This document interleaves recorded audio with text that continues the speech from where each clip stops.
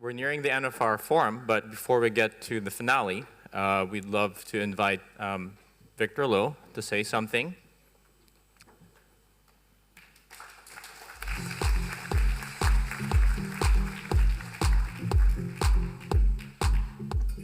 Hi, everybody. I hope you all enjoyed the last 2 days. On behalf of the Advisory Group for Fashion and also Design Center, I'd like to once again thank all our friends from the local fashion trade and all our friends from the fashion trade worldwide for their incredible support for developing this program, this inaugural version of Fashion Asia and 10 Asian designers to watch. Most importantly, I'd like to thank the Hong Kong Fashion Asia team, and I'd like to invite them all on stage now so we can all give them a really big round of applause. So Edmund, can you bring the team up? Well, we have a very small team, and we only decided to do this program 12 months ago, and we didn't start hiring staff until after Chinese New Year this year, and our staff didn't come on board until March, April, May this year. So doing this very ambitious project for the very first time was really, really challenging. So I cannot thank these people enough. I can assure you the work pressure during the last couple of months has been enormous. And last week to 10 days, I can assure you many of them didn't sleep much at all. And the pressure is enormous, you know. This is a rather complex project.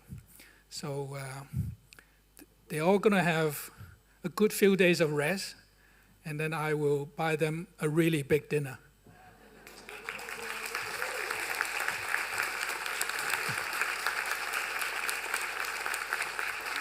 So 6 months ago, this looked like almost mission impossible, but when you have enough passion, when you have enough guts, I suppose, sometimes you can make mission impossible possible. So thank you all very much, and we hope this project will continue, and we look forward to your support always. Thank you very much.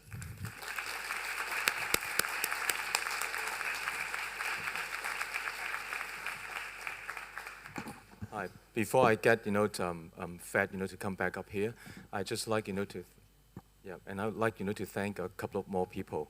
Federico, come out. This gentleman is not just an MC, basically, right? I think we are blessed, to have these program advisors, both Fed and in fact, David Watts from the UK have helped us, greatly, to frame and shape, and the program. So they are actually the program. And Jimmy, come on. So they are the people that, really help us, to connect to friends. Otherwise, we cannot possibly, bring, this complement of first-rate speakers all the way from different parts of the world, to Hong Kong. And also, when Victor actually mentioned about, the 10 Asian designers to watch, the whole programming is the first endeavor that we try, to bring some cool experience, to our community. But anyway, as Eugene said, I probably not use the word cool now. It's up to you, to interpret. But thank you so much, to Fed, to Jimmy, and in fact, many of the advisors, from the Fashion Group Asia. Thank you very much.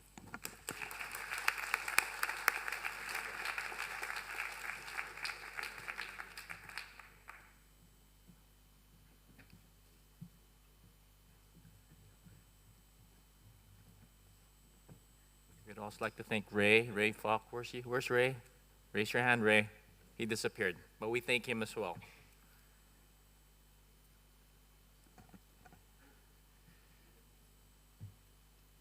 So we come to the finale of our day. Investing in the creation of a meaningful visual language can have significant impact on business, especially in the fashion world. We have today acclaimed creative director of Lee Inc. and T, the New York Times Style magazine, Mr. Patrick Lee, and celebrated fashion designer, Mr. Jason Wu, who come together to discuss the importance of brand image in the current market, with moderator Ms. Caroline Isa. Can we welcome them onto the stage?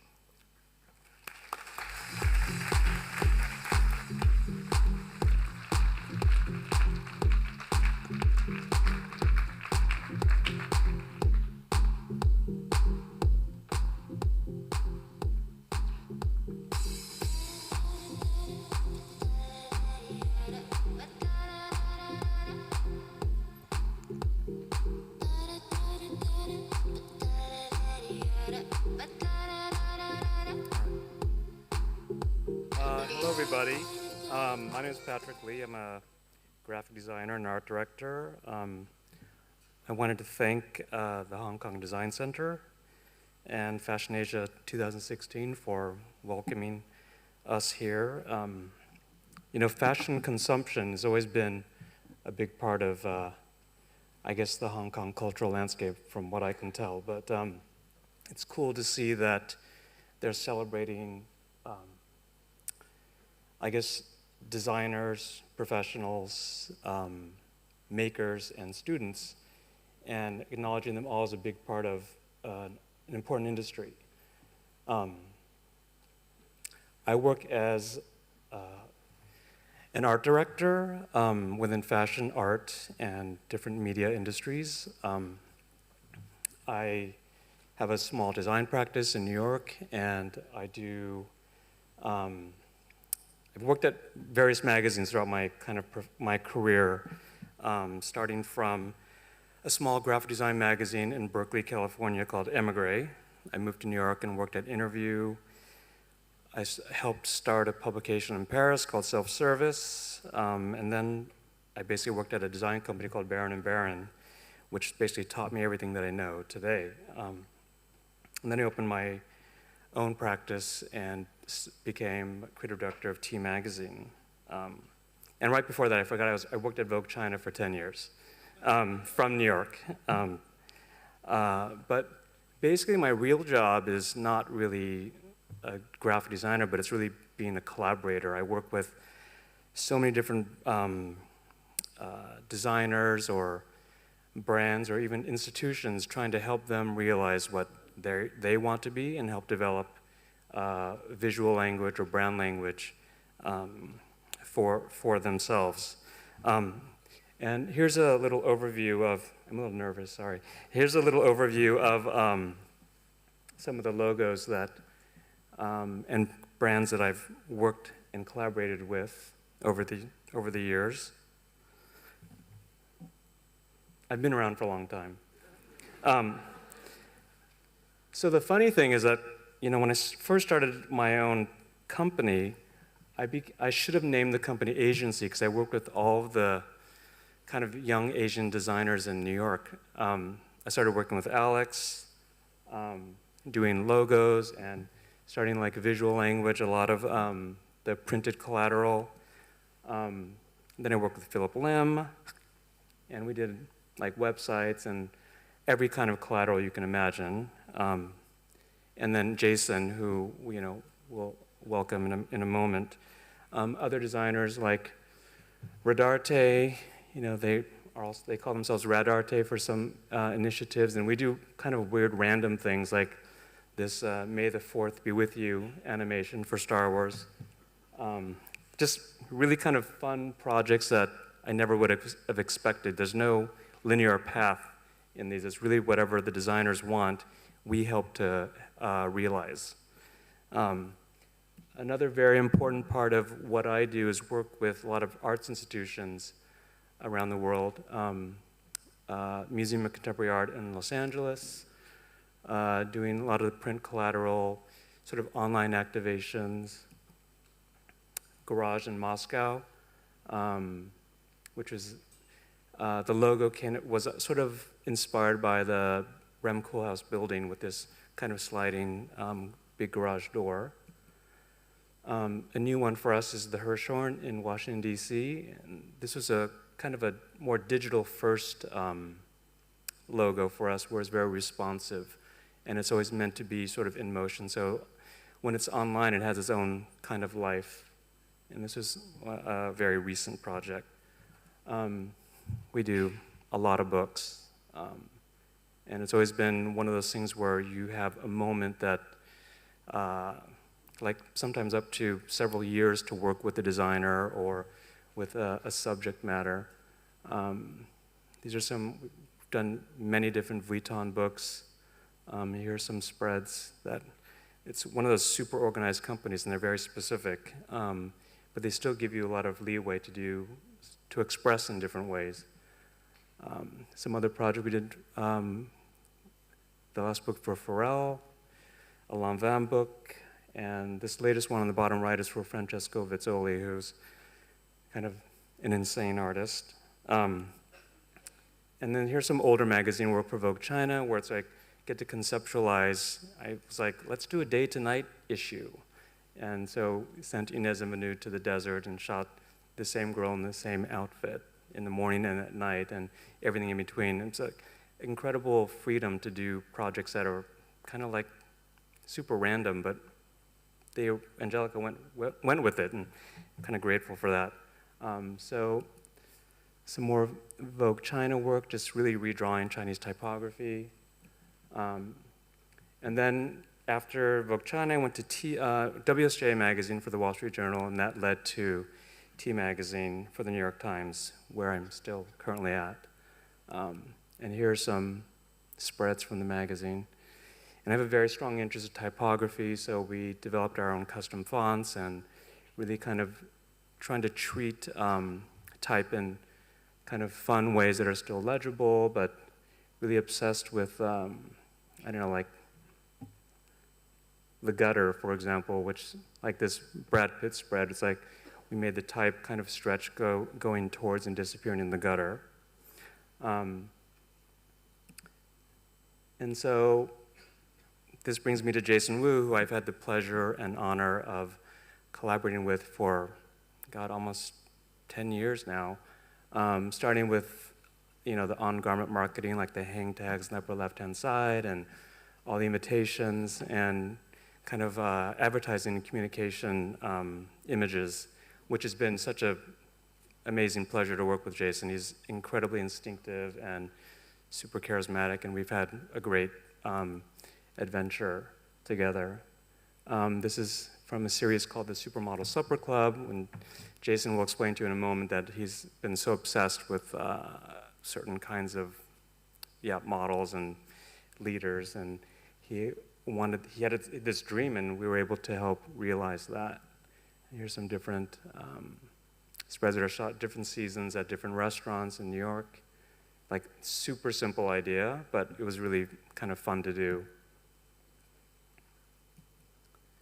And we've recently moved on to kind of cars that he's been obsessed with too, and kind of, like, these are sort of made for Instagram and very kind of, collage approach. I just wanted to show you something. For my role with Jason is really behind the scenes. I'm kind of a sounding board for him to sort of reflect and kind of bounce ideas off of. And you'll see this guy in the kind of green suit that's like really literally behind the scenes, and he gets edited out, which you'll see in this short film.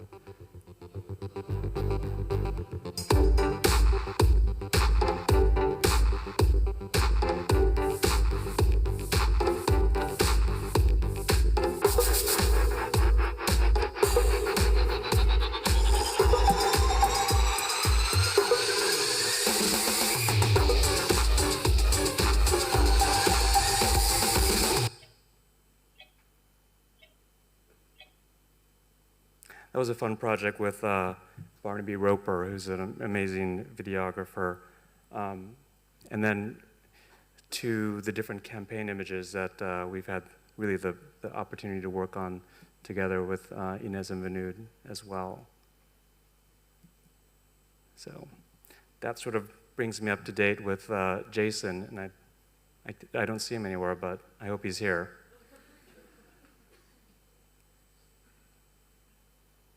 And Caroline, please.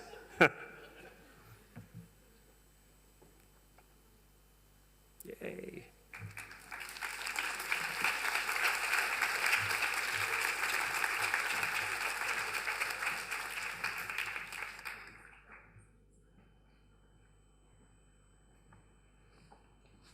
Welcome, Jason and Patrick. Last session after these 2 days. So we've had an opportunity to see Patrick's amazing work, and now we've got one of his close collaborators, Jason Wu, with us. And you guys have worked together on a couple of really incredible things, including Jason Wu's own brand, plus a heritage brand like Hugo Boss, as you've seen. And it's a really close working relationship. And I'd just love to understand how you guys, what's the process of working together? How do you brief Patrick? How does he come back to you with ideas? What's the process like? Wait, is this working? Can everyone hear me? Okay, good. You don't want to be awkward. Jason just bosses me around, really. Yeah, basically that's what I do. But no, I mean it's really like organic. We always we kind of just we talk about the project and say where do you want to start. He wants to see the collection, whatever that might be, and. How did you guys approach Jason Wu, the logo? Well, that was interesting because that was when I met Patrick, towards the beginning of my career, and I said, it kind of creating a logo is super personal, so I kind of told it's kind of like a personality test, and he's like, so what do you like? What do you it's kind of like an interview, and then he comes up with something, and actually it was one of those cases where it just worked. Like we didn't go through 1,000 rounds, really? And I really believe that's important because I think things that usually work aren't things that are very belabored, and that there are things that, when it's right, it's right. I don't know if that makes sense, and I think that was the case with the logo. And I've always been really into like symmetry, so he made the O like a perfect circle because I always just had this obsession with like symmetry. I think it's basically this idea of responding to or trying to determine what Jason's aesthetic language is, even if he's not even fully aware, like asking a series of questions or trying to get a read on things that he responds to. Like, so what kind of questions would you ask? well, like in terms of typography or kind of actual graphic design, just saying like, what are some of the things that you find inspiring or what, and it's not to say that then we would do exactly that, but it gives you a kind of idea of his inclination or what kind of flavor he's looking for. I felt like you asked me more different questions than that, though. There were a lot. You're like, sit down. You're like, you have a boyfriend? No, and we. Very personal. What'd you eat last night? Yeah. But in the very beginning, we talked about like a lot. I mean, and we still talk about the most random things today. And it's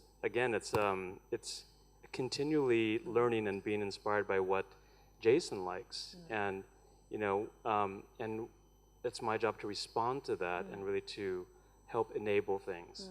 Like we all have different relationships with, random people or random things out in the world, and we can sort of bring things together now. And Jason has such an incredible relationship with like model agents, and I know so many different photographers, and we're able to bring those sort of relationships together, and it really takes on a life of its own, and that's really like the pleasure and also the privilege of working together for so long. It's like we get to really explore those relationships. Speak each other's languages. How do you guys then work on the visual side? So your ad campaigns, for example, for Jason Wu, the restaurant series, was that you just did that one first amazing shoot, and was it Indochine or La Grenouille. the Grenouille? Yeah. And then do you say, oh, let's just do 4 of these, or how do you guys start talking visual language together?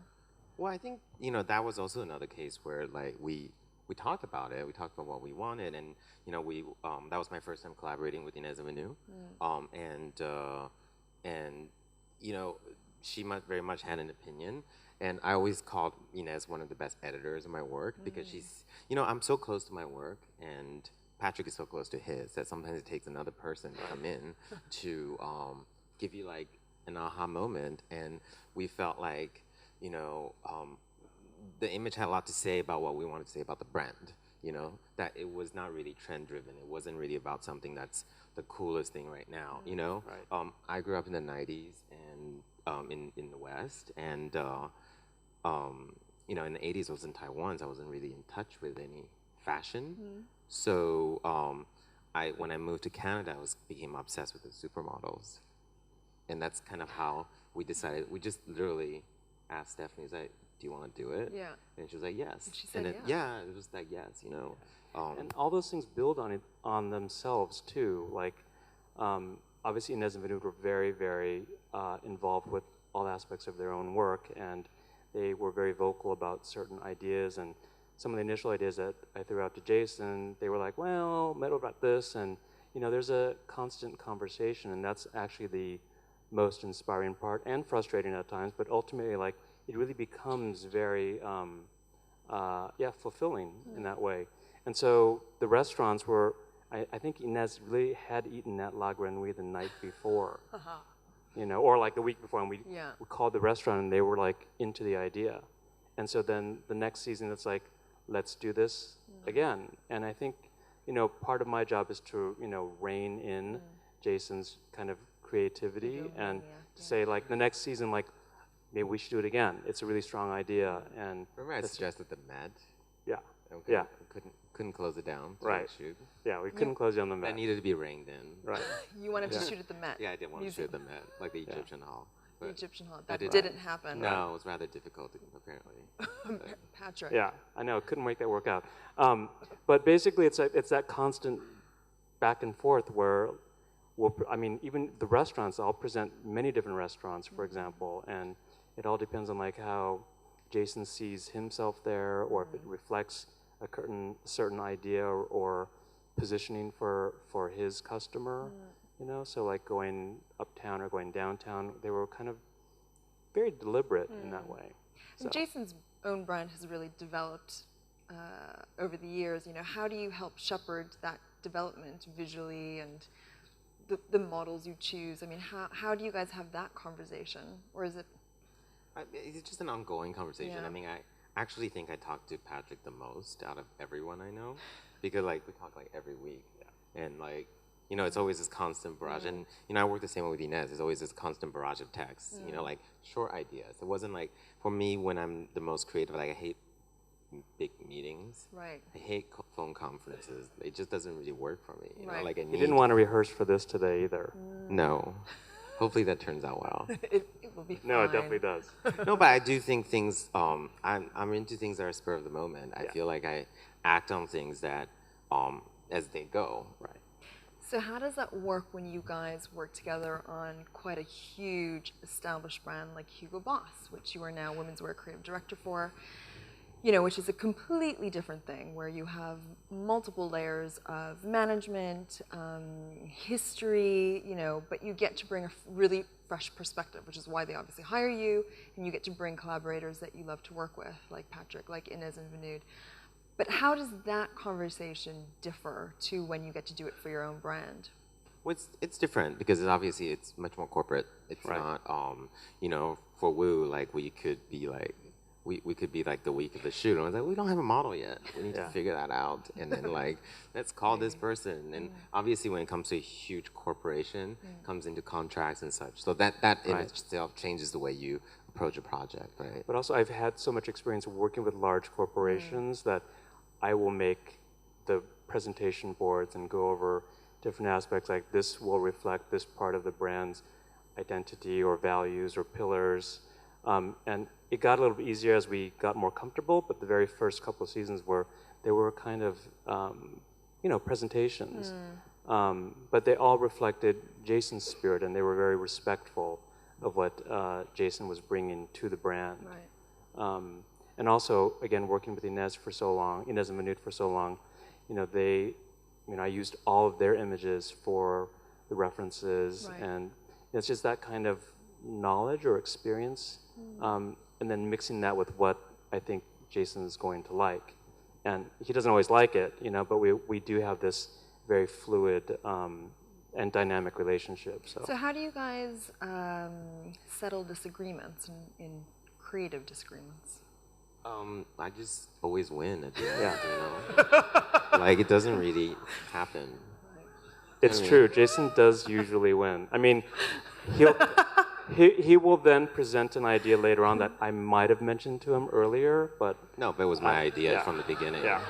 I was just like, Patrick, the only way you can get through anything is to make it seem like it's my idea. yeah, And then I'll agree to it. Fine. yeah. that's a win-win situation exactly. right there.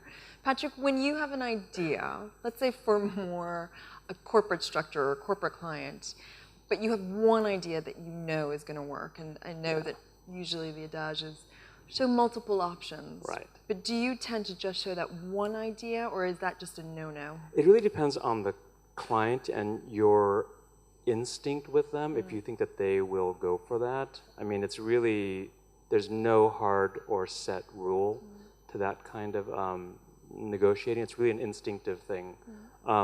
Some brands will respond to that kind of, or not just brands, but even an artist doing a book for them, they will respond to something that's very, very strong and directional. And some people will always, and you know this later on, or even as you start to talk with them, that they will always come back with something else. So then you present a couple of other things that maybe not even will be the right idea, but they know that they will respond with the way that you wanted them to, in a way it's kind of manipulative, I guess. You Well, know? I mean, that's when actually it's interesting because working at Hugo Boss, it was we had a very different relationship because Patrick would bring ideas and we would think about things and we would brainstorm. But then I very much act as the middleman between him and all the creatives and Right. corporate because that's my job is to like bring my vision and really sell that as an idea, right? You know, I am not a big believer of offering multiple options because in all my experiences, I'm sure you agree, whenever you offer the one choice that you don't really like, that's the one everyone's gonna Go pick, for it. you know? And so you really try to avoid that Yeah. because that could be a really, but then like, Bad but you way to go. presented it, so why don't you like it anymore, you know? And so like for us, it's about like, this is what we like, let me present it and see what happens. Right. I mean, some designers or brands or institutions, they will believe in what you do, and I always say to them like, you have hired me for a reason. You know, you're going to need to trust me on this. Doesn't always work. That's kind of unfortunate for them, but it's it's a great learning experience for me personally, and it always kind of keeps me energized and ready for the next thing. I mean, with Hugo Boss, it was really, Jason has an amazing innate ability to navigate sort of different levels of management, which is really one of the hardest things as a designer matures in their role, where it's you don't learn that really in school. It's something that you learn out in the field or in like on the battlefield in a way. And Jason is fantastic with Definitely that. the battlefield. Yeah, All the yeah, time. yeah. Battlefield. So what do you guys think makes a really great, I mean, Jason, you collaborate a lot. You are one of the hardest working people in fashion I know, with Jason Wu, Gray, Hugo Boss. Last week you showed a collection for Fila in China specifically for that market. You're constantly collaborating with artists, with jewelry makers. You've done faucets. I mean, how do you choose the partners to work with, one, and then what makes a really successful collaboration for you? Well, I think it's like, I love collaborations because I always thought design can't really be insular. Like you can't just be in fashion, and you can't just be in art, and you can't just be in architecture, because in our daily lives, we touch, feel, hear, taste, everything. So my ideal world is to be able to create everything in that world. So I've always been very interested in that. I came from toy design. Yeah. Was my first job for like 10 years. So it was very much this product design idea that I had coming into fashion. I never thought of fashion as just being clothes, if that makes sense. Yeah. And so I love doing that. I love meeting new people. I love collaborating with interesting people. I think that's how you really move on as a creative person, is that if you just look at what you do, and especially with the amount of things that you know, I'm doing now, it's impossible to stay creative and inspired if you don't constantly stimulate yourself with people that can bring something new to the party. Yeah. And Patrick, you're in an enviable position where you get to choose the clients you work with. So how do you choose the clients you get to work with? My studio is very small, and we don't have a lot of resources to work on all the projects that might we might be fortunate enough to like have them come our way, but it's all about the sort of mix where that's something's exciting or we haven't done it before. Those kind of opportunities I just can't pass up. It's just something that's like it's a dream. I feel very fortunate for being, I guess, I don't know, working at the New York Times, for example, is such an amazing privilege. Like what Eugene was saying earlier about magazines where you're exposed to so many worlds. I mean, it couldn't be more true. And it does feed into like my own personal knowledge, but also things that I can reflect back to friends or projects, or you know, I can bring some information to the table that it kind of helps in certain ways. But yeah, how do you choose collaborators? Yeah, it's really what would be kind of a new challenge. You know, hearing Theseus and Wing earlier were two like people that I really have so much respect for, and they talk about this idea of insecurity as a driving force creatively. It's like it could not be more true for me, where it's like you don't always want things that are so comfortable or so smooth. There's something nice about bringing something like even aesthetically bad taste to something where it vibrates against something that is more established. So when possible collaborations or projects come up that offer those sort of values, I kind of really go for it because it's like it's a unique opportunity. Yeah. Calls it transgressive. He loves that word. Well, it's like I think you do need to have a bit of transgression in like an aesthetic language to help move culture forward. I think if you reflect things that have been established or done, it's sort of boring. You know, it's like you've seen it. It might be beautiful and nice. I call it, and this might be bad to say, but it's like when something's like too Pottery Barn or too vanilla, it's like it's not, it's like you can go somewhere else to get that. Yeah. It's not something that I really want to offer, and I try not to do that. I try to have something where it's like, wait, that's kind of bad, but maybe that's going to work. And I think that, I don't know, those things have always helped me. Those values have always helped me. Has online platforms like Instagram, you know, how does that affect the way you guys think about visuals now and fashion shows, or just, you know, how has it actually impacted your business? You know, you're such an incredible font geek, and you know, when it gets reduced down to a mobile device size, how do you think about big visuals that we've just seen here all the way down to that?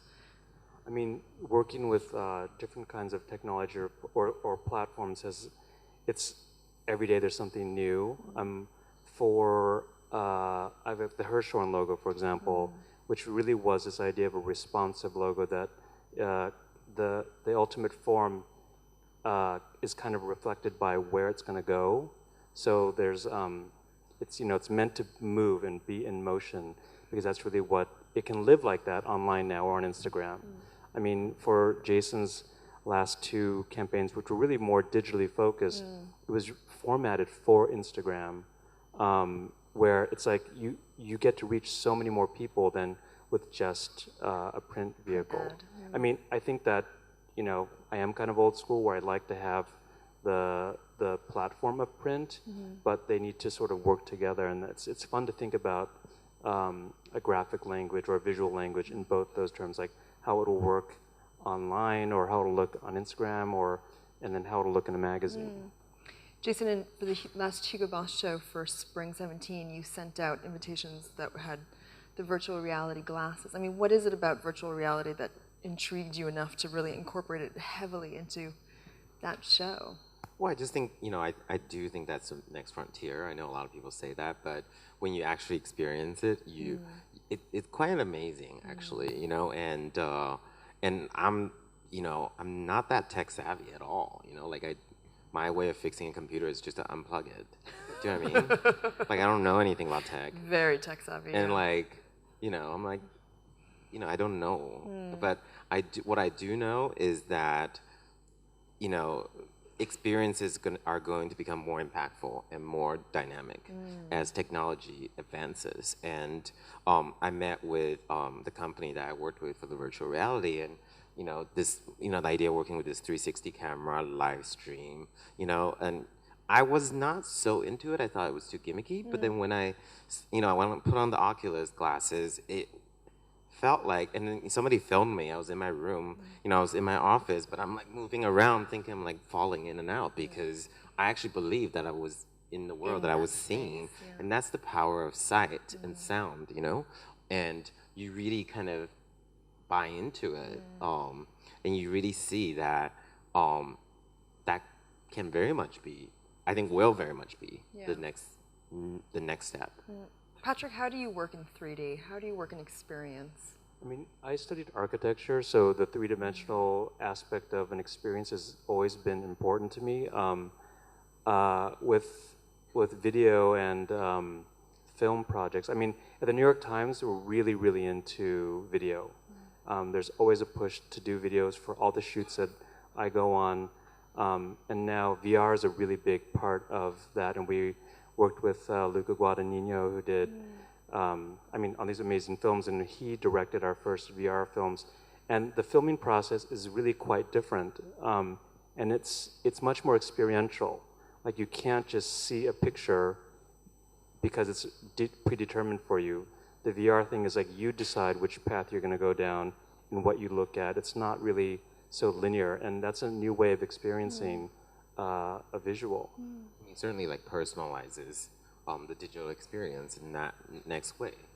It's like you're in a live video game. Yeah, which can be scary and good. Yeah, it's all a bit scary. I'm going to open up to some public questions. To Jason, how do you differentiate your design and marketing image between your own brand with, say, Hugo Boss? Do you take on, share ideas interchangeably between the two? Well, I think, for me, a lot of people ask me that. I think the best way to describe it is that, Jason Wu is very much my personal journey. It's about, what I love, my influences, what I'm obsessed about, my personal taste in design. Whereas as Hugo Boss, I have to put on a different set of goggles where I have to translate a company that's been around for 90 years and somehow give my point of view on it. So it's a different spin on it. Yeah. Now, the biggest way to separate things, I always think, is physical location. Like 2 different offices that look very different actually really helps you. Because, and you have the Hugo Boss studio actually in New York as well. Yeah, I mean, it's 2 blocks away from my studio. So I'm able to make that mindset change when I walk into space. I'm a firm believer of that, And the other thing is just different people you work with. You have a different design team. They bring something different to the party, and you very much bounce ideas off of each other. And I think that's what makes doing a lot of projects interesting for me. And you really kind of and sometimes some things cross over because at the end of the day, you're in the world of fashion, and it's positive sometimes. Like right now, everyone's into color. Right. Well, you're kind of showing color in 2 different ways in both collections. Yeah. Patrick, for you, working across so many different clients, what's the red thread that Lee Inc. kind of brings across whether you're working with? It's a good question. I mean, for me, it's really about reflecting what the designer is looking for. I think aesthetically, the graphic language there, I think there are commonalities.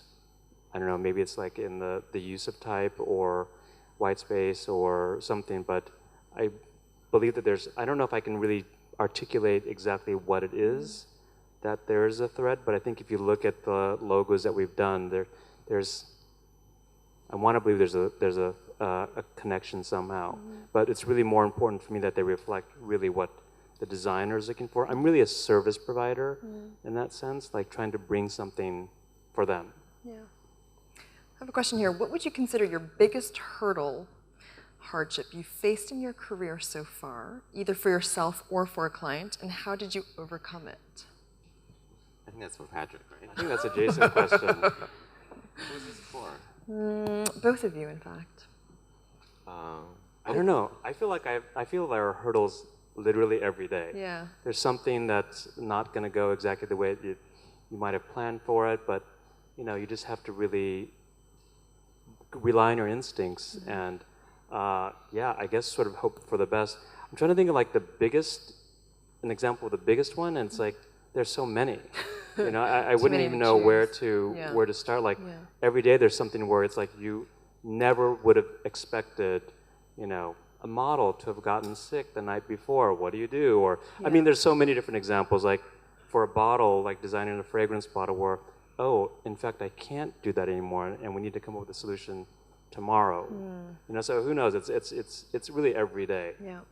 I mean, it's like what he said, it's every day, and every day I wake up, and now it's like almost like every day I wake up, I'm like checking my phones, and I'm like not looking phones. I'm looking for like what's happened, somewhere in the world has happened, something, and that's not to be negative or anything, but I think it's kept me really grounded and be very uncomfortable, and that's something Patrick brought up earlier.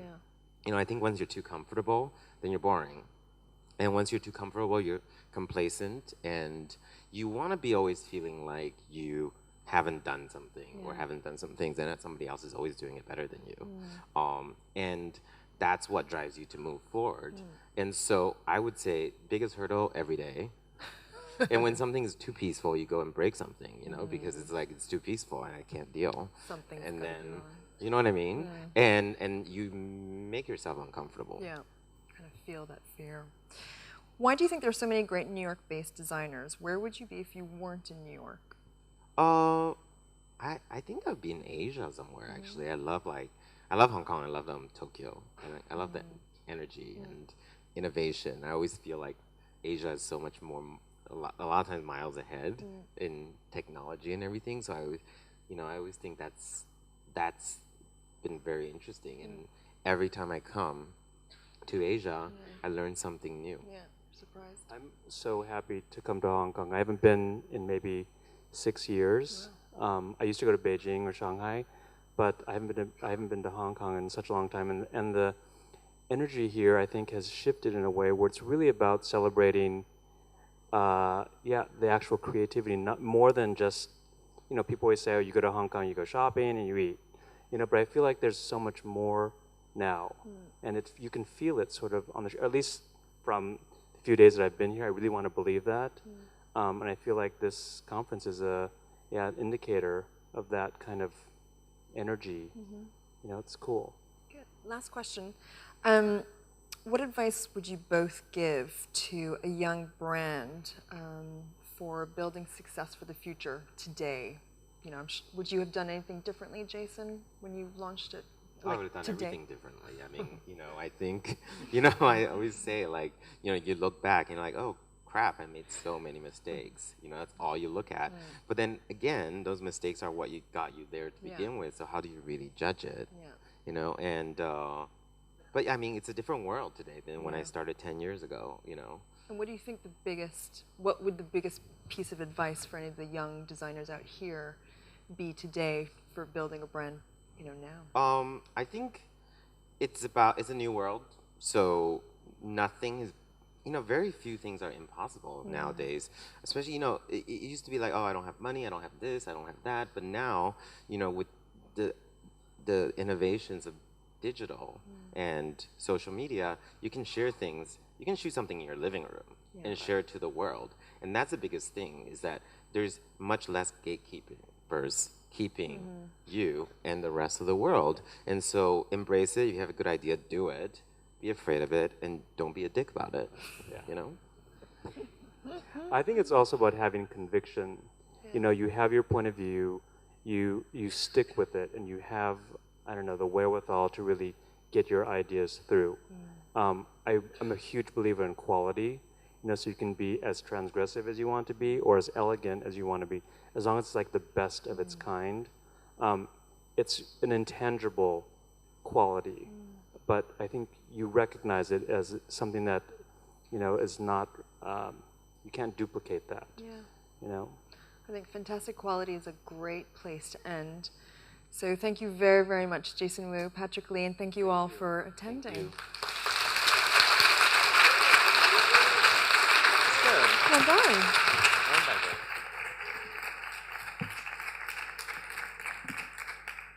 Can we also give a round of applause to our moderators, Caroline Isa, Jing Zhang, Diva Harry Lela, Guy Salter.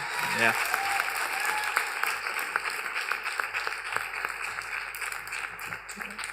We'd also like to thank our sponsors, the WLO Creativity Foundation, KEF, GP Batteries, and all our friends and supporting partners, PMQ, and the BODW team led by William To, Ray FAHK, and Alice Ho. Thank you very much.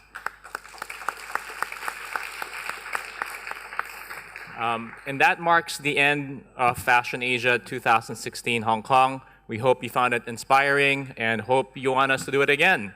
Thank you, everybody. Please give us your feedback as you exit.